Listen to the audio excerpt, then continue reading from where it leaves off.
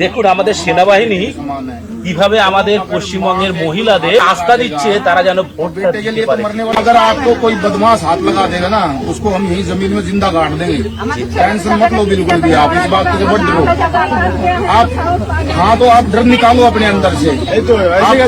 जब हमने ये बोल दिया कि आप हमारी माँ के समान हो, वहाँ पर ये जितने भी है ना सब आपके बेटे बेटी हैं, ठीक है, पुलिस भी, हम सब आपके बेटे बेटी हैं, आपको कोई हाथ नहीं लगा सकता। हाँ सभी को बोलो, सभी को जाना है, आपको अकेले नहीं जाना, सबको जाना है, सबको वोट डालना है। দেখেছেন সেনাবাহিনী আমাদের পশ্চিমবঙ্গবাসীকে আস্থা দিচ্ছে, ভরসা দিচ্ছে যাতে তারা ভোটটা দিতে পারে। একদম। কেনই বা দেবে না? আপনারা জানেন দেবে না। বিগত লাস্ট কয়েক বছর আমাদের পশ্চিমবঙ্গের কত মানুষ ভোট দিতে যেতে পারে না, অনেক তাদের ভোট দিতে দেয়া হয় না, বুথে যাওয়ার আগেই তাদের ভোট ছাপ্পা পড়ে যায়, হয়ে যায়, বুথে গিয়ে দেখলো বুথ দখল হয়ে গেছে, নয়তো ভোটের আগের দিন বাড়ি বাড়ি গিয়ে রাতে হুমকি দেয়া হয় যে ভোট দিতে গেলেই তাদের এই করা হবে ওই করা হবে। পশ্চিমবঙ্গে এই রকম রাজ্য চলছে, সেই জন্যই সেনাবাহিনীকে এত কোমর বেঁধে লাগতে হয়েছে, নির্বাচন কমিশন এত কোমর বেঁধে লেগেছে। অনেকে বলেন না এসআইআর করে এত নাম বাদ গেছে, এত নাম বাদ গেছে, এত বৈধ ভোটারের নাম বাদ গেছে, সেই নিয়ে তো অনেকে আন্দোলন শুরু করেছেন। ভালো করে খবর নিয়ে দেখুন তো কত বৈধ ভোটারের নাম বাদ গেছে, তার থেকে কয়েক শত গুণ বেশি বৈধ ভোটার বিগত দিনে পশ্চিমবঙ্গে বিভিন্ন ভোটে দিতে পারেনি, তাদের ভোট দিতে দেওয়াই হয়নি, হুমকি দিয়ে, ভয় দেখিয়ে, বুথ দখল করে, ছাপ্পা দিয়ে ভোট দিতে দেওয়া হয় না পশ্চিমবঙ্গে। আর এখন এসআইআরে বাদ গেছে কিছু বৈধ ভোটারের নাম, সেই নিয়ে সব হাই হাই হাই হাই রব তুলেছে। এবার আশা রাখি নির্বাচন কমিশন যেভাবে কোমর বেঁধে লেগেছে, আশা রাখি এবার পশ্চিমবঙ্গের মানুষ তাদের ভোটটা তারা ঠিক জায়গায় দিতে পারবে। যারা বুথ দখল করেন, ছাপ্পাবাজি করেন, তাদেরকে বলছি এবারে ছাপ্পা মারতে গেলে, বুথ দখল করতে গেলে যদি ধরা পড়ে যান না, 6 মাসের জেল, কাউকে হুমকি দিয়ে কোনো জামিন পাবেন না, 6 মাস জেল হবে। তাই যারা ছাপ্পা দেয় তারা সাবধান হয়ে যাও। আর কত ফুটে মস্তান পশ্চিমবঙ্গে জন্মেছে, এবার নির্বাচন কমিশন বুঝিয়ে দেবে। গাড়িখানা দেখেছেন তো, দেখছো আগে কমিশন পুরো উঠে পড়ে লেগেছে। যে সমস্ত গাড়িগুলো কাশ্মীরকে ঠান্ডা করতে কাজে লেগেছে সেনাবাহিনীর, যে সাজুয়া গাড়িগুলো, সেইগুলো আমাদের পশ্চিমবঙ্গে চলে এসছে। তাই যারা এখনো মনে করো যে পশ্চিমবঙ্গে দাদাগিরি করবে, ভোটে দাদাগিরি করবে, ভোট করতে দেবে না, তারা কিন্তু সাবধান। এটা ভারতীয় সেনাবাহিনী, এটা পশ্চিমবঙ্গের ওই পুলিশ নয়, এটা ভারতীয় সেনাবাহিনী। এদের সাথে লাগতে গেলে 10 বার ভাবে। আর প্রত্যেকটা মানুষকে বলবো, পশ্চিমবঙ্গের মানুষকে, নির্বাচন কমিশন তারা যথাযথ প্রচেষ্টা করছে পশ্চিমবঙ্গে একটা নিরপেক্ষ ভোট হওয়ার, একটা হিংসা ছাড়া ভোট হওয়ার। আপনারাও বেরিয়ে আসুন, আর ঘরে বসবেন না, একবার সাহস করে বেরিয়ে ভোটটা দিন। কারণ দীর্ঘকাল যারা আপনারা ভোট দিতে পারেননি, যদি এবারেও ভোটটা না দেন, একটুখানি সাহস করে না বেরোন, আরো 5 বছর এই একই কাজ চলবে। তাই একটু সাহস করে বেরোন, সবাই ভোট দিন, যার যাকে ভালো লাগে তাকে ভোট দিন, আর ঘরে বসে থাকবেন না। কারণ এত নির্বাচন কমিশন এত কিছু করছে, সবটাই কিন্তু আমাদের সবাইকে ভোট দেওয়ানোর জন্য। আর আমরাই যদি ভোটে অংশগ্রহণ না করি, সেটা কিন্তু সমস্ত প্রচেষ্টাই ব্যর্থ হবে নির্বাচন কমিশন।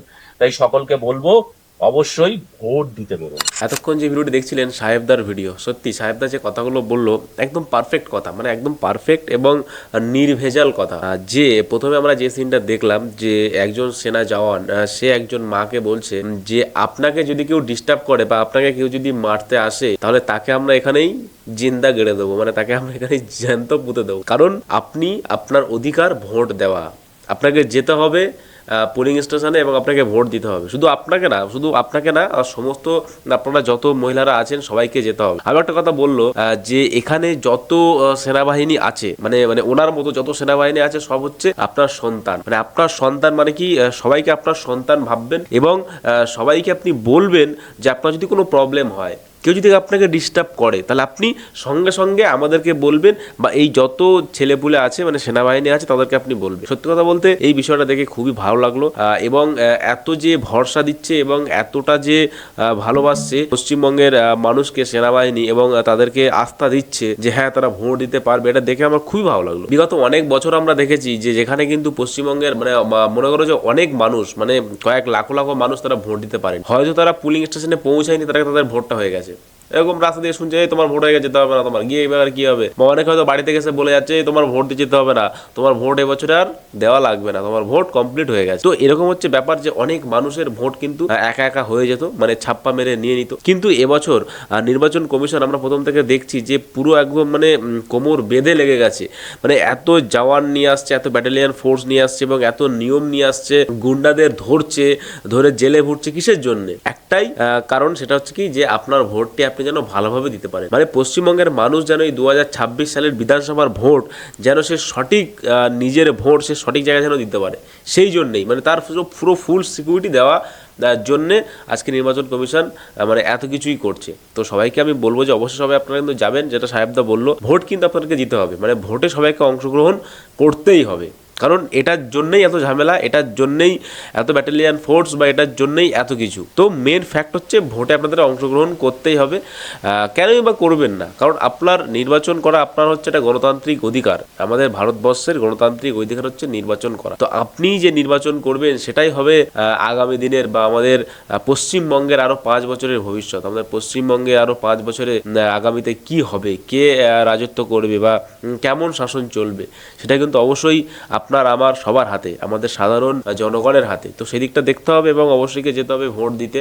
ভোট দেওয়ার পরে কোন প্রার্থী জিতবে কি না জিতবে সেটা পরের কথা, কিন্তু আমাদের যেটা কাজ সেটা আমাদের করতে হবে। ভোট কিন্তু আমাদের সবাইকে দিতে হবে, যার জন্য এত কিছু ঝামেলা বা যার জন্য এত কিছু নির্বাচন কমিশন কিন্তু করছে। ঠিক আছে, আরও একটা ভিডিও আমি দেখাবো যে মানুষ কিন্তু এবারে ভাই ভোট দিতে আসছে। ঠিক আছে, তারা কি বলছে আমরা বিহার থেকে উড়িষ্যা থেকে আসছি না, আমরা সব বাংলার মানুষ। দেখুন এই ভিডিওটা দেখলে আপনারা জাস্ট অবাক হয়ে যাবেন।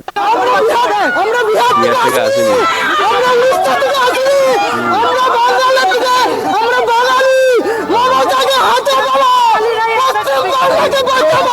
পূর্ব বাঙালি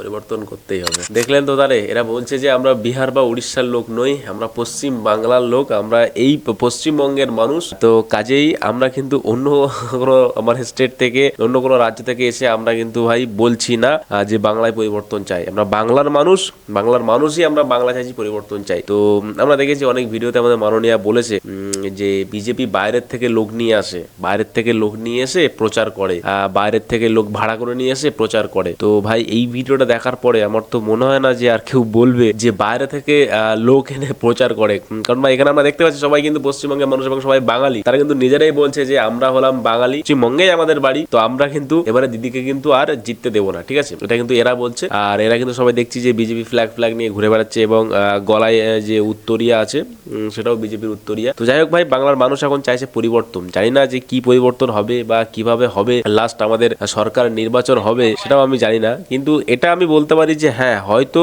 যা হবে ভালো হবে, সেটা আমরা আশা করতে পারি। আচ্ছা, ইতিমধ্যে কিন্তু একটা খুবই বাজে এবং জঘন্য ঘটনা কিন্তু ঘটে গেছে, যেটা আমাদের গোসবাতে। ঠিক আছে, গোসবাতে এমন মানে ঘটনা ঘটেছে যেটা দেখলে আপনারা অবাক হয়ে যাবেন। ঠিক আছে, মানে একজনকে গুলি করা হয়েছে। ঠিক আছে, মানে হচ্ছে রাতের অন্ধকারে তাকে গুলি করা হয়েছে। চলুন গোসবা যে বিজেপি প্রার্থী বিকর্ণ তিনি কি বলছেন, তো আগে আমরা তার নিজস্ব বক্তব্যটি দেখব, দেখার পরে আমরা নিজেরা পর্যালোচনা করব যে বিকর্ণ কি বলছে। গতকাল রাতে আচ্ছা, শম্ভুনগর অঞ্চলে আমাদের কার্যকর্তাদেরকে পুলিশি হেনস্থা এবং হয়রানির শিকার করা হচ্ছে। ওখানটায় দেবু গায়েন বলে একটি ছেলের পায়ে গুলি লাগে এবং এইটাকে কেন্দ্র করে সম্পূর্ণ দোষ বিজেপির কর্মীদের উপরে, বিশেষ করে আমাদের চিত্তপ্রামাণিক বাবুর উপরে, যিনি বিজেপির বর্তমানে কার্যকর্তা, তার উপরে চাপানোর চেষ্টা হচ্ছে। আমাদের উল্লেখ থাকে যে দেবু গায়েনের বাড়ি পালপুরে, তার গুলি হচ্ছে গোবিন্দপুরে। পালপুর বাড়ি দেবু গায়েনের বাড়ি থেকে গোবিন্দপুরের যে পালপুরের গোবিন্দপুরের ডিস্টেন্স প্রায় 8 থেকে 10 কিলোমিটার। আমার প্রশ্ন হচ্ছে রাত 11টার সময় দেবু গায়েন কি করতে আর গোবিন্দপুরে গিয়েছিল? কি করতে? এর পূর্ববর্তী 2022 সালে মনোরঞ্জন মণ্ডল নামে একটি ছেলের পায়ে গুলি হয় এবং সেখানেও বিজেপি কর্মীদের উপরে এবং ওখানে চিত্ত প্রামাণিকের উপরে এই সমস্ত অ্যালিগেশন লাগিয়ে তাদের কার্যকর্তাদেরকে আমাদের কার্যকর্তাদেরকে হেনস্থা করা হয়। আচ্ছা, এই সমস্ত ঘটনার পিছনে এটা একদম সম্পূর্ণ সাজানো ঘটনা। আর এই ঘটনার পিছনে ওখানটায় যে পরিতোষ হালদার আছে, ওখানকার পরিতোষ হালদারের বিরুদ্ধে গোসবা থানাতে বেশ কিছু ক্রিমিনাল কেস আছে। এই পরিতোষ হালদারের সন্দেহ আমাদের পরিতোষ হালদার এই ঘটনাটাকে সাজিয়েছে, যাতে করে যে পরিস্থিতি যেভাবে ঘুরে গেছে শম্ভুনগরে 4-5 হাজার ভোটের আমরা যে লিড পাবো, বিজেপি যে লিড পাবে, সেইটাকে নষ্ট করবার জন্য ঘটনাটাকে সাজিয়ে বিজেপির উপরে চাপানো হচ্ছে এবং আমাদের কার্যকর্তাদের হেনস্থা করা হচ্ছে। এবং এর মধ্যে পরিতোষ হালদার কালকেরে পুলিশকে সঙ্গে নিয়ে আমাদের কার্যকর্তাদের বাড়িতে বাড়িতে পুলিশই রেড করিয়েছে। একজন ক্রিমিনাল সে পুলিশকে নিয়ে কিভাবে কার্যকর্তাদের বাড়িতে রেড করাতে পারে? তার মানে এর থেকে এটাও পরিষ্কার যে ক্যানিং সাব ডিভিশনাল যে পুলিশ অফিসার, গোসবা থানার ওসি এই ঘটনার পিছনে মদত দিচ্ছে এবং বিজেপিকে হয়রানি করার চেষ্টা করছে। আমি নির্বাচন কমিশনের কাছে আবেদন করব যে এই ঘটনার সরজমিনে তদন্ত করে ইমিডিয়েট এই পুলিশ অফিসারদের এখান থেকে সাসপেন্ড করা হোক। এবং সেই সঙ্গে সঙ্গে যে হিস্ট্রি শিটার পুরনো ক্রিমিনাল দাগি আসামি পরিতোষ হালদারের বিরুদ্ধে আইনানুগ পদক্ষেপ করে যাতে শান্তিপূর্ণভাবে শম্ভুনগর এরিয়াতে নির্বাচন হয়, ইমিডিয়েট তাকে জেলবন্দি করা হোক এই আবেদন রাখছি। আমাদের উপরে যে অ্যালিগেশন করা হচ্ছে, অ্যালিগেশন সম্পূর্ণ মিথ্যা। পরিতোষ হালদার এই ষড়যন্ত্র রচিয়েছে, ষড়যন্ত্র তৈরি করেছে বিজেপিকে হেনস্থা করবার জন্য। কোনো রকম ষড়যন্ত্রের কাছে বিজেপি নতি স্বীকার করবে না, কোনো রকম পুলিশি চাপের কাছে বিজেপি নতি স্বীকার করবে না। সেই জন্যে আমরা ময়দানে আছি, ময়দানে থাকবো। আর পুলিশের কাছে নির্বাচন কমিশনের আবেদন শান্তিপূর্ণ নির্বাচন যাতে হয় তার সুষ্ঠু ব্যবস্থা নির্মাণ করবার জন্য। নমস্কার। দেখলেন তো বিকর্ণবাবু কি বললো? বিকর্ণবাবু অ্যাকচুয়ালি গোসবা থেকে, গোসবার বিধানসভায় উনি আছেন বিজেপির প্রার্থী। তো অ্যাকচুয়ালি যে ঘটনাটি ঘটেছিল শম্ভুনগরে, যে ঘটনাটা ঘটেছে, উনি হালকা পাল্লা বললেন যে রাতের বেলা কিন্তু এই ঘটনা ঘটেছে। বাইকে করে যাচ্ছিলেন দুজন এবং পিছন দিক থেকে আরও দুজন এসে আক্রমণ চালায়। মানে হচ্ছে রাতের বেলা আগ্নেয় অস্ত্র দিয়ে আক্রমণ চালায় এবং মানে কোমরের নিচে ওরকম একটা অংশে তার আর কি গুলিবিদ্ধ হয়ে যায়। অ্যাকচুয়ালি সে এখনো বেঁচে আছে। আরেকটা কথা আমরা বলি যে এই যে ঘটনাগুলো ঘটছে, এই ঘটনাগুলো কিন্তু এটা মানে কাঙ্ক্ষিত ঘটনা নয়। যেভাবে আমরা দেখছি যে নির্বাচন কমিশন এত কিছু দায়িত্ব নিচ্ছে বা এত কিছু করছে, তারপরেও এই সমস্ত ঘটনা ঘটা আমার মনে হয় না যেগুলো একদমই কাঙ্ক্ষিত। এগুলো বলতে গেলে চলে একটা পূর্ব পরিকল্পিত, ঠিক আছে? কারণ বিকর্ণ যেভাবে বললো, ওখানে যে হিস্ট্রি শিটার আছে, ঠিক আছে, সেই হিস্ট্রি শিটার তাকে কিন্তু অ্যারেস্ট করার জন্য আবেদন করেছে।